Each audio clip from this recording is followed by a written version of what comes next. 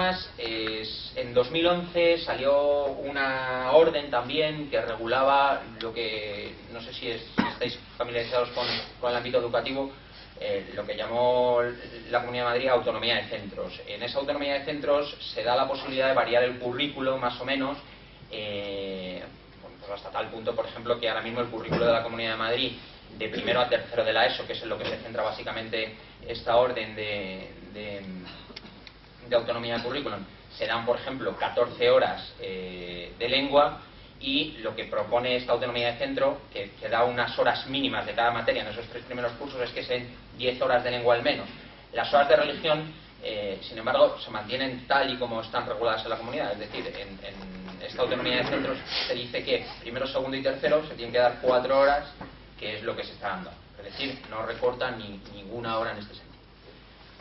Marco normativo, ¿vale? Supongo que, aunque he ido un poco rápido, queda bien claro lo que ha sucedido, o lo que está sucediendo, cuáles son los condicionantes en los centros. Ahora, vamos a ver cómo se implanta esto.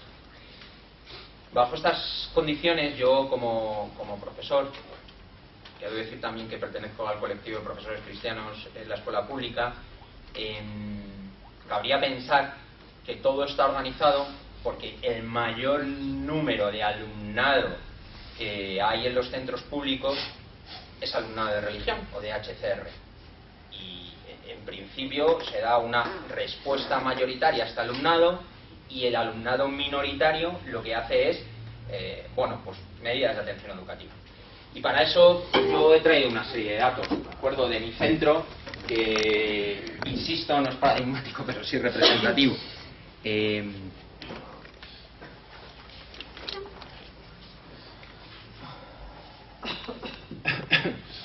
Bueno.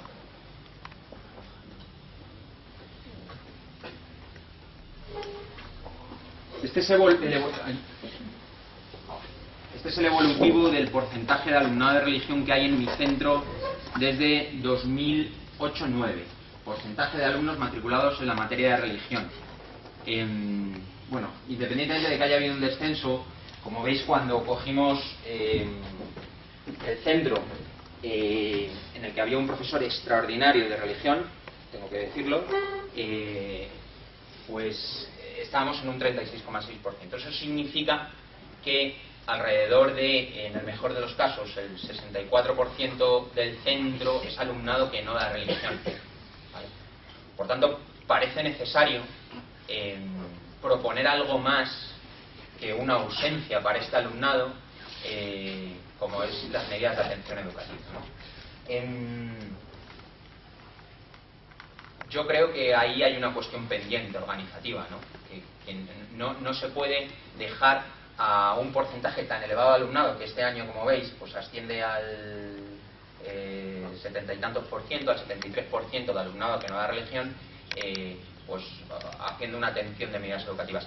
HCR en mi centro se dan porque, pues todos los años salen solamente 2, 3, 5 alumnos que se matriculan, y con eso, pues obviamente la inspección no nos autoriza mucho, ¿vale?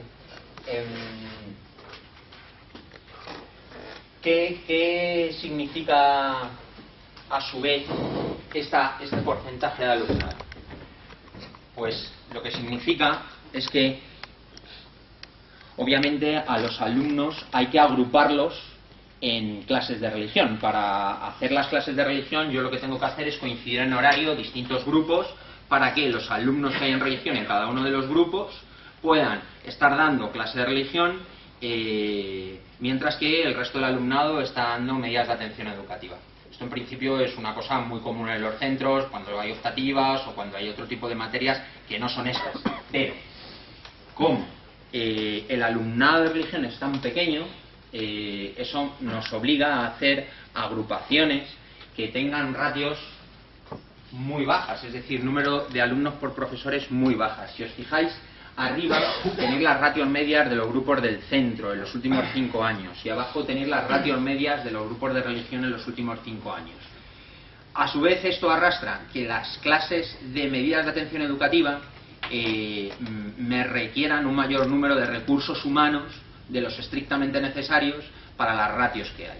Por otro lado, no viene mal, porque la disruptividad en las clases de medidas de atención educativa suele ser mayor, puesto que tienen muy pocas horas a la semana, y lo que se hace a nivel de organización de centro muchas veces es rellenar horarios de profesores con medidas de atención educativa que no tienen carga lectiva de sus propias materias. Por tanto, muchas veces son profesores que a los alumnos ven poco, ¿vale? Y por último, si os quiero decir esto en cuanto a las implicaciones de la organización del alumnado, ¿vale? Es decir, en mi opinión no hay una optimización de los recursos humanos del centro. Si nos fijamos en el profesorado, ¿vale? Las horas lectivas del profesorado hasta hace 2 años eran 18 horas lectivas, y a partir de hace 2 años cada profesor daba 20 horas lectivas. Supongo que, como esto estuvo tan manejado en los medios, lo de las 20 horas, y se hizo tanta demagogia con esto, pues todos lo sabéis, ¿no? Yo he hecho una comparativa entre las horas de religión que se dan en mi centro en los últimos 5 años y, en virtud de los profesores que me había coincidido en la administración, es decir, 1,5 o 1, las horas teóricas de religión que salían.